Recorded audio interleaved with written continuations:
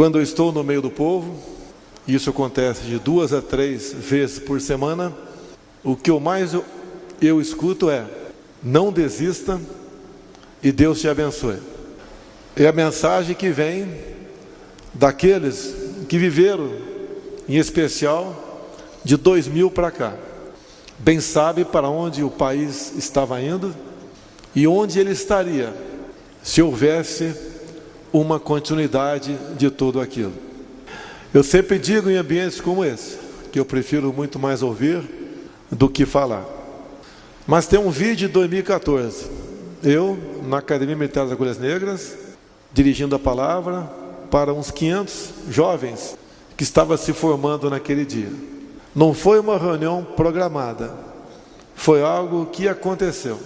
E ali parece que algo me tocou e eu falei o que ia acontecer nos próximos anos. Uma das coisas que eu falei, está no YouTube, é que poderia perder minha vida pelo caminho, mas tínhamos que mudar o destino do Brasil. E mudar como? Quem somos cada um de nós aqui presentes para falar: eu vou mudar o destino do Brasil? Se não tiver algo muito mais forte do que nós, de cima, dando esse sinal.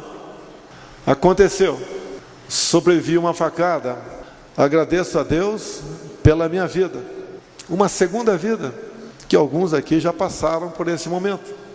Conseguimos uma eleição difícil, mas houve um clamor nacional, mesmo hospitalizado, aconteceu.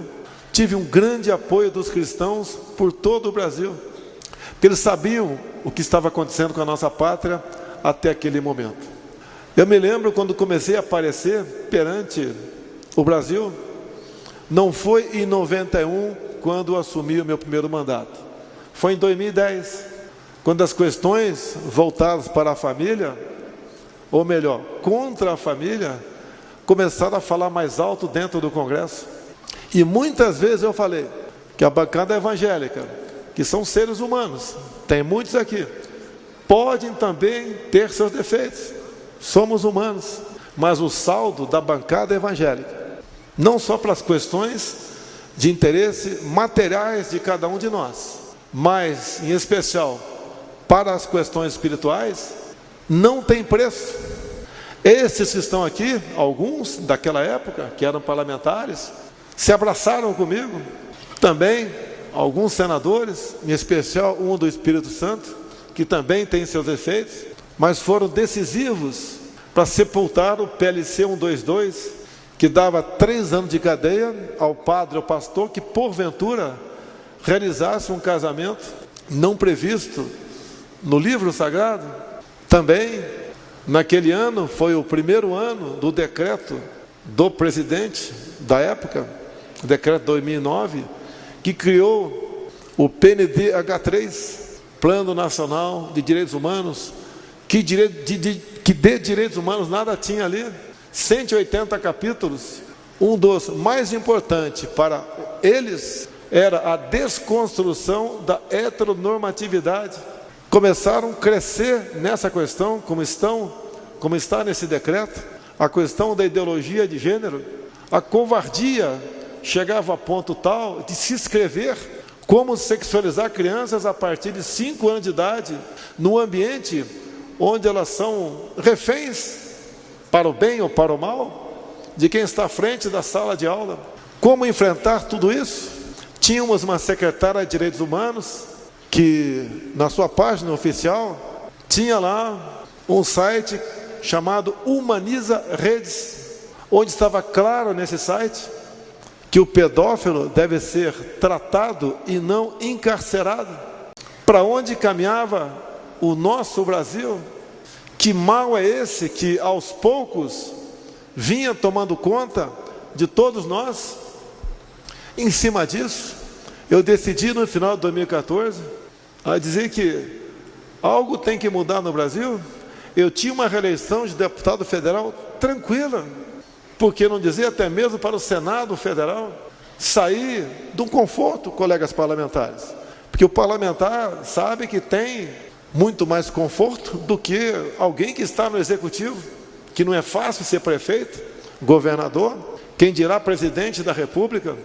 Aconteceram as eleições, começamos a mudar o Brasil ao escolher ministros e ministras, como por exemplo uma, que é a nossa, a Damares, como ela mudou tudo isso, que nova dinâmica ela fez valer na sua comissão. Digo a vocês, a indicação da Damares, quando estava sendo discutida alguém para o ministério, foi da primeira-dama, a senhora Michele, e sugestão dela é ordem. Hoje, nas nossas casas, hoje, você pode, lá atrás, pensar que o ministério que menos valor tinha era esse. Eu considero, hoje em dia, o mais valoroso, porque se nós não pensarmos em família, em tradição, liberdade religiosa, fé, a gente não chega a lugar nenhum. A única diferença minha e de vocês aqui é que eu estou no nível um pouquinho mais alto, e vocês aí é que eu estou no nível um pouquinho mais baixo. Somos exatamente iguais, somos filhos de Deus. Lá atrás eu dizia que dos fracos, covardes e omissos, a história não se lembrará. Nós queremos ser lembrados, se não pela história, pelos nossos descendentes. Nós somos responsáveis pelos nossos filhos, e por que não dizer também, pelos nossos netos. Para onde estava indo o Brasil? Que choque ele deveria tomar para mudar de rumo? Mas o Brasil é um transatlântico, você não tem como dar um cavalo de pau nele. Assumimos, montamos o ministério, não foi fácil 2019. As pressões por cargos, por bancos oficiais, por estatais, por ministérios, por secretarias. Algumas até eram pessoas bem indicadas, mas em grande parte não. A intenção era voltar ao que sempre foi. Como eu já disse algumas vezes, né? Lá atrás Salomão pediu sabedoria. Eu peço mais do que isso. Peço força para resistir e algo mais importante no meu entender, coragem para decidir. A minha caneta pode vir para o bem ou para o mal, e às vezes até bem intencionado, se não tiver muito bem pensado o que eu vou assinar. Todos nós sofremos decisões difíceis, como ir para a Rússia, pressão quase do mundo todo para que eu não fosse à Rússia em fevereiro, mas eu tinha que conversar com o presidente Putin. A guerra não havia acontecido ainda, estava na iminência de não termos mais fertilizante para o homem do campo. Poderíamos colocar em risco a nossa segurança alimentar. Fui, conversei por quase 3 horas com ele. Logo depois a guerra eclodiu. Nós lamentamos qualquer morte, qualquer ato de violência, mas eu não tenho o poder de pacificar. Fiz o que eu pude no tocante a isso antes da guerra eclodir. E o Brasil adotou a posição de equilíbrio. Na semana passada, 26 navios com fertilizantes, vindos da Rússia e Bielorrússia, aportaram no Brasil. Nós sabemos que o povo está sofrendo por políticas erradas tomadas lá atrás, de forma quase que unânime pelo Brasil, por parte de governadores, fechando tudo, inclusive igrejas. Sei que um parlamentar aqui de Goiás entrou com ação na justiça, ganhou uma liminar, mas não precisava. Muitos governadores tomar uma medida de força como essa. Um dos refúgios, ou um dos últimos locais que o homem vai, muitas vezes, quando está numa situação de desespero, é procurar ali um pastor, um padre, um líder religioso, para conversar com ele. Isso foi negado aqui no Brasil, e podem ter certeza, o único chefe de Estado do mundo que foi contra essa política fui eu. Tenho certeza que orientado, noites sem dormir, o que é comum na minha vida, refletindo, pensando, durante o dia fazendo ligações, buscando a melhor maneira de resolver os assuntos. Hoje temos estudos que o lockdown não salvou uma vida sequer. Estudos de fora do Brasil, pelo contrário, fez com que a economia sofresse um baque muito forte. E nós sofremos as consequências disso no mundo todo, não é apenas no Brasil. Preço de alimentos, preço de combustíveis, e também foi um duro baque na educação dos nossos filhos. E eu posso falar porque eu fiz a minha parte, apesar de tolhido pelo Supremo Tribunal Federal em conduzir o destino da nação. As universidades foram fechadas, não por mim. A Academia Militar das Agulhas Negras, a Academia da Força Aérea, ou a Escola Naval não fechou. Eu decidi não fechar. Não morreu nenhum cadete. Orientei, posso falar agora, meus comandantes de força, como proceder nessa questão. Depois de muita conversa, debate, porque estavam tratando de vidas, disse-lhes que não podíamos tolher os médicos da sua liberdade, de um momento grave como aquele que estávamos vivendo, e ele receitar o que ele achasse que fosse melhor, em comum acordo com os familiares, para aquele paciente. E quem agiu dessa maneira, muitos no início da pandemia, sequer foram hospitalizados. Politizaram essa questão no Brasil, virou um tabu. Não obriguei a ninguém tomar a vacina. Nós compramos mais de 500 milhões de doses. É a liberdade de cada um. Eu resolvi não tomar. É um direito meu. No encontro do G20 agora, final do ano passado, tínhamos a exigência do passaporte vacinal. Eu falei, eu não vou. Tiraram essa exigência. E eu fui. Como vou estar daqui a 2 semanas na cúpula...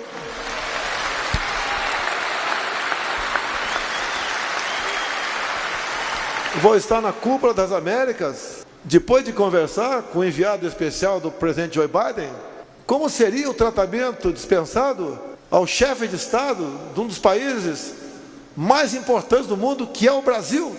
Não iria jamais lá para ser moldura de uma fotografia. Tem uma audiência bilateral de pelo menos 30 minutos com ele. Tive 3 horas com o Putin. A resposta foi sim. Então iremos falar a posição do Brasil, falar do que havia tratado com o presidente Donald Trump, enquanto ele era presidente, para continuarmos essa política, é para o bem dos nossos povos. Disse-lhe mais, eu sou um chefe de Estado, com toda a certeza, dos últimos que tiver no Brasil, que mais respeita e admira o povo americano. Não podemos continuar dessa maneira, assim como sou bem tratado pelo presidente ou primeiro-ministro de Israel, um país exemplo para nós. Por que eu falo exemplo? Eu sempre disse, olhe o que Israel não tem e veja o que ele é. Olhe o que o Brasil tem e o que nós não somos. Onde está o erro? O que está falhando nessa engrenagem? É a nossa classe política. É a falta de conhecimento, muitas vezes, ao povo brasileiro, que tem uma passagem bíblica, por falta de conhecimento, meu povo pereceu. Hoje eu acredito, com a liberdade que nós temos, em especial das mídias sociais, que tanto incomodam alguns supremáveis, nós conseguimos a nossa liberdade. Nós não somos imbecis que passamos a ter voz. Nós somos cidadãos que conseguimos, com informação, olhar os imbecis que sempre comandaram o Brasil.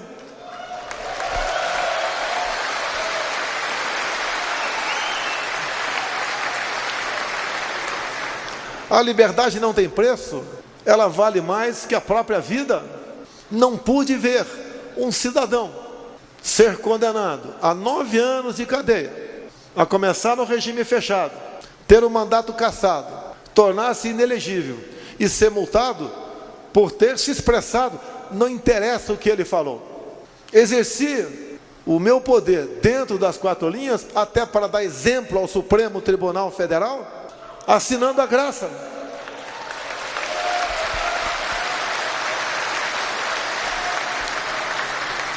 Nós devemos respeitar os outros poderes, nunca temer.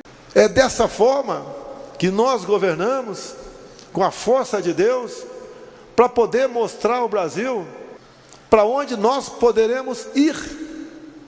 Ninguém tem o que nós temos. Uma das ordens que eu dei, por exemplo, ao Ministério das Minas e Energia, que eu não quero qualquer contrato com outro país para explorar nióbio em nossa pátria. Catalão foi entregue Araxá estava na iminência, segurei. 6 lagos no Amazonas, estava conversando com o presidente americano, para explorarmos com valor agregado. Chega de entregar o que nós temos in natura. Chega de exportar um navio de minério de ferro e receber uma canoa de laptops ou um punhado de chips. Isso que nós exportamos é finito, é nosso. Lá atrás não criaram a OPEP. Nós não precisamos criar uma organização dos países exportadores de minério. Nós somos o maior exportador de minério. Vamos honrar os contratos.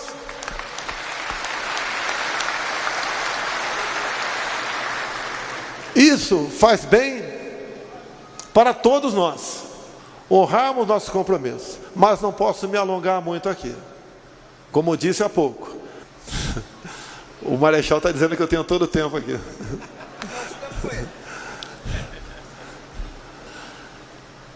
Nós somos um país de 8,5 milhões de quilômetros quadrados, que se formos escolher apenas Roraima, tem alguns aqui que se apresentaram, vindo de lá, um país, um estado fantástico. E o que eu falava e falo agora é verdade. Se um dia eu for rei de Roraima, em 10 anos eu tenho uma economia semelhante ao Japão. Lá tem tudo, não apenas minério de ferro, tem o Vale do Rio Cotingo, que pode ali dar energia para todo o Nordeste e para parte da região norte do nosso Brasil. Mas por que não é explorado? Reservas indígenas. Em falando de reservas indígenas, uma coisa muito importante, que interessa para o homem do campo e a cidade. Afinal de contas, a cidade não vive sem o campo. O contrário existe. Mas a cidade não vive sem o campo. O Supremo Tribunal Federal começou a votação, está 1-1. Fachin votou a favor do assunto, o Cássio votou contra. O próximo voto agora, daqui a 2 semanas, é do Alexandre de Moraes. Estão rediscutindo um novo marco temporal para as questões indígenas. O que é isso? Pela Constituição de 88, quem ocupava terras, os índios até aquele momento, a terra é deles. Esse novo marco temporal diz que não. Quem porventura hoje ocupar o sítio de vocês, se um indígena ocupar o sítio de vocês, por livre e espontânea vontade, ou levado por alguém para lá, o seu sítio passou a ser terra indígena. E o que temos de concreto nisso? São centenas de pedidos de demarcação de terras indígenas, depois de 88, que estão na minha mesa. Eu poderia dar prosseguimento, determinando o Ministério da Justiça, senão uma portaria, e logo depois um decreto meu. Mas eu estou cumprindo a Constituição de 88. Olha a importância que eu falar para os senhores aqui. E a coisa mais importante, tirando obviamente a nossa fé, que eu vou falar nesse momento. E quem está falando, eu faço questão de dizer, não é o capitão nem o Jair, é o presidente da República, Jair Bolsonaro. Olhem só.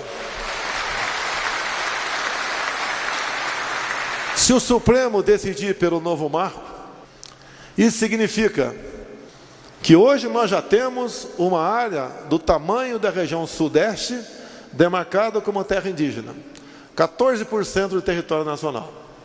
Se o Supremo decidir que, pelo novo marco temporal, essas centenas de pedidos para demarcar terras indígenas, legalmente, eu tenho que botar para frente.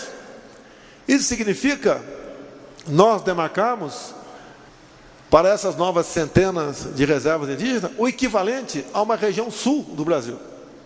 Imagine mais uma área do tamanho do Rio Grande do Sul, Santa Catarina e Paraná, somando a área já existente de São Paulo, Minas Gerais, Espírito Santo e Rio de Janeiro. E pela localização geográfica dessas novas áreas, nós anulamos uma outra área tamanho do estado de São Paulo. Ou seja, acabou nossa economia, acabou a nossa segurança alimentar. E agora diz o presidente da República aqui, não é ameaça, é uma realidade.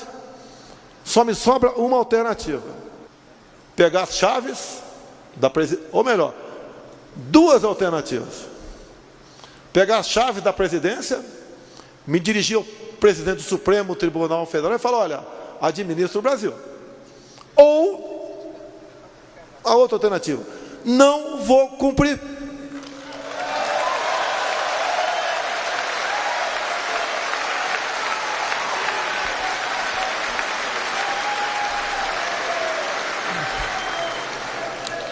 E por que eu falo isso?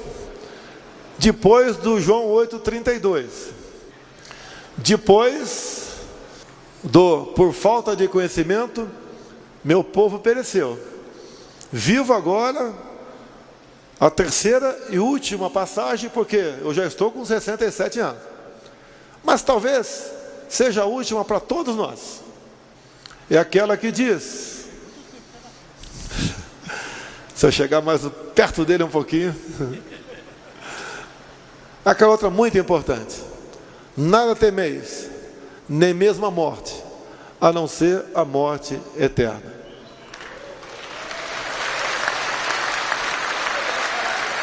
Porque para nós militares, quando sentamos praça, selva. Quando sentamos praça, juramos dar a vida pela nossa pátria. Por vezes, esse juramento pode se transformar num momento onde você vai ter que provar, não perante vocês, perante a consciência de cada um de nós, se aquele juramento foi para valer ou não. Podem ter certeza, não sou mais corajoso ou mais homens que qualquer um dos demais 200 e pouco milhões de brasileiros que temos nessa terra querida. Mas sei que nós somos pessoas que tudo faremos para defender a nossa pátria, para deixá-la da forma como está para melhor, para não retrocedermos, para poder olhar para trás, se dirigir aos seus filhos e aqueles como eu que têm netas, falar: olha, eu fiz a minha parte. Eu não quero a morte eterna. Eu quero honra, quero dignidade, e devemos mostrar a todos que esse Brasil é nosso. Não podemos entregar nossa soberania a quem quer que seja. Indo para a conclusão, quando falo em soberania, quando acabei a reunião com o presidente Putin, fomos conversar com a imprensa e ele me falou antes: aqui eu falo com a imprensa e não tem pergunta. Estou na tua casa, parabéns. E fomos. Ele falou, e quando eu falei, eu agradeci ao presidente Putin, porque em 2 momentos, na reunião das grandes potências, foi discutido, ou melhor, começaram a discutir a relativização da soberania sobre a Amazônia. E ele, com o poder de veto que tinha, falou: a Amazônia é dos brasileiros, esse assunto não tem que entrar na pauta. E eu agradeci ao presidente Putin, publicamente.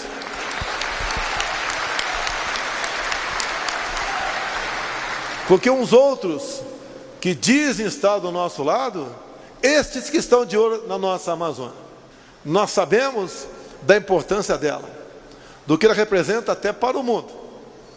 Lá não tem girafas nem hipopótamos. O que eles querem é exatamente outra coisa.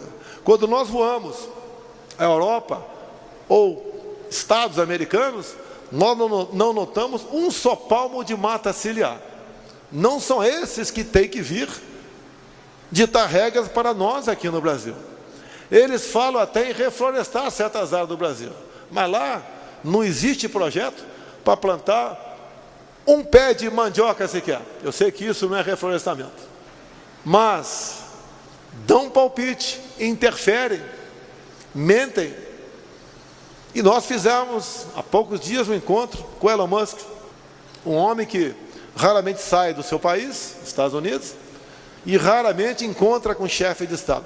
Veio se encontrar conosco, conversamos por quase 2 horas, ouvimos a proposta dele, que não é nenhuma proposta para tirar, oferir lucros do nosso país, o que ele quer no tocante à Amazônia, levar internet para todos, quer também disponibilizar sua rede satélite, para que tire fotografias de verdade da região, para mostrar se lá pega fogo ou não. Nós sabemos que não pega, floresta úmida não pega fogo, mas o Brasil tem que deixar de ser atacado o tempo todo, interna e externamente, com pessoas que querem apenas, no momento, tirar o governo daqui, como se um outro que esteve à frente do executivo por 8 anos e mandou em mais 6, fosse realmente a solução para a nossa pátria. Concluo, quando se fala em governos pelo Brasil, eu peguei o Brasil com sérios problemas econômicos, éticos e morais. Ninguém enfrentou o que nós enfrentamos: a pandemia, uma seca, geada, Brumadinho lá atrás e uma guerra lá fora que reflete no mundo todo. Nós pegamos o Brasil numa situação bastante complicada. Agora, quando eu assumi também, a Petrobras tinha começado a pagar, no fim do governo Temer, uma dívida adquirida entre 2003 e 2015 de 900 bilhões de reais.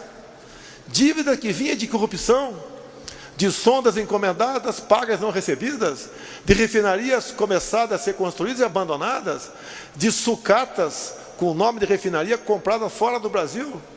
900 bilhões de reais. Aqui tem nordestinos. A transposição do São Francisco sempre foi uma novela. Era para ter acabado em 2010, depois 2012, 2014, não acabou. Foi concluída em grande parte pelo nosso governo. Mas deixo claro, o gasto até o momento com a transposição foram 15 bilhões de reais. Se dividimos 900 por 15, só o endividamento da Petrobras, que foi loteada entre amigos, daria para ser feita 60 vezes a transposição do São Francisco. Essas pessoas que se apresentam como a solução, essas pessoas que não respeitam a família, como disse agora há pouco sobre PLC 122, PNDH4, essas pessoas que querem mudar a cabeça das criancinhas a partir de 5 anos de idade, essas pessoas que dizem que colocarão os militares e os pastores nos seus devidos lugares, essas pessoas que falam que aborto é a ação de um dente, essas pessoas que falam em controlar a mídia, calar a todos nós, como temos um deputado federal do Rio de Janeiro com as suas mídias bloqueadas, que é o Tony de Paula. Essas pessoas que falam em valorizar o MST, eu valorizei o MST, titulando a terra para eles. Demos liberdade, dignidade para eles. O integrante do MST, com uma terra titulada, passa a ser um cidadão pleno e amigo do fazendeiro e não mais invasor.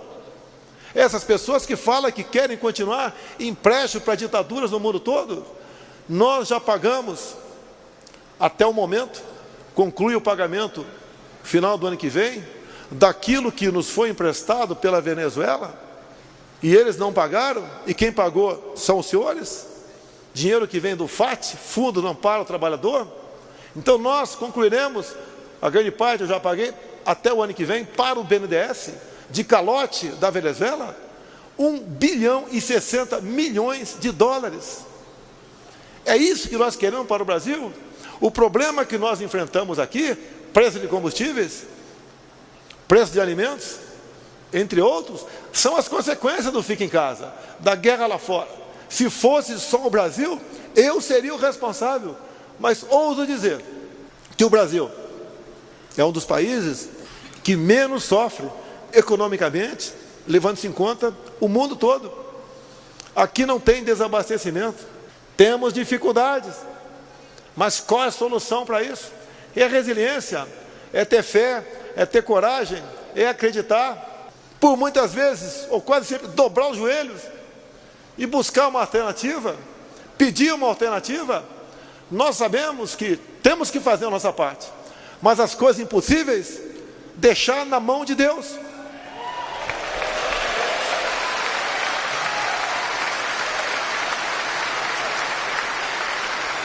A todos os senhores e senhoras, nós somos escravos das nossas decisões. E nós sabemos que pior que uma decisão mal tomada é uma indecisão. Nós temos que decidir. Vamos decidir. Vamos trabalhar. Vamos conversar com todos.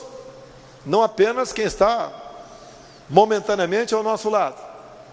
Vamos mostrar o João 8,32. Mostrar que uma decisão pensada errada e executada, a situação piora para todo mundo. Olha o que está acontecendo na Argentina, o que está acontecendo no Chile, o que aconteceu na Venezuela. Nós estamos vendo o exemplo, estamos tendo exemplo à nossa frente. Se um vizinho compra um carro de uma marca que não dá certo, a gente não pode comprar o carro da mesma marca do vizinho. Nós estamos vendo o erro ali do lado. Temos que fazer as coisas com razão, com coragem, com determinação. Nada melhor que momentos como este, num local como este, onde eu sempre prefiro mais ouvir do que falar. Agradeço, Manuel Ferreira, por essa liberdade de me dar a palavra.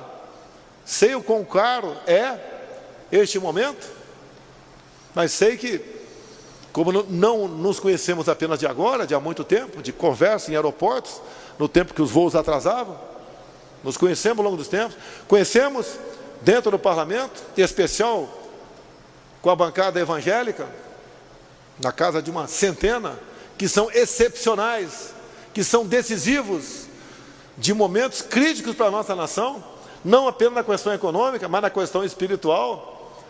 Quantas coisas vocês barraram lá dentro, contra a família, a favor da garotada, das crianças, a favor da nossa educação, pela liberdade, pela fé, como temos alguns presentes aqui. Então, os senhores e as senhoras são importantes. E a política faz parte da nossa vida, do dia a dia. Não é, a política não entra aqui. Aqui entra, no meu entender, logicamente, se assim entendeu o nosso marechal aqui, a política sadia, verdadeira. Não, obviamente, no púlpito, mas em reuniões, em salas. E até um momento como esse, que eu agradeço a oportunidade de ter me dado a palavra para poder me dirigir a um público tão seleto como vocês, que tem ao teu lado, ou no meio de vocês, dezenas, centenas, milhares de pessoas que ouvem a palavra de vocês, mostrar para onde o Brasil pode ir, e podemos ter um caminho sem volta, se deixarmos à vontade as coisas acontecerem. Assim sendo, eu só agradeço a Deus pela missão, além, obviamente, da minha vida. Se não estivesse vivo, eu poderia ter a missão de estar à frente do Executivo Federal. Continuo mais que pedir sabedoria, pedir coragem e pedir força, porque as coisas não são fáceis, mas se fossem fáceis, essas missões não seriam dadas para nós, seriam dadas para outras pessoas. E nós sabemos de onde viemos e para onde, em especial, queremos ir. O nosso currículo, no dia do ponto final, é que vai dizer se a nossa morte é eterna ou não, porque a nossa passagem aqui pela terra. A todos vocês, muito obrigado. Manuel Ferreira, muito obrigado por esse momento, por essa oportunidade. Brasil acima de tudo, Deus acima de todos.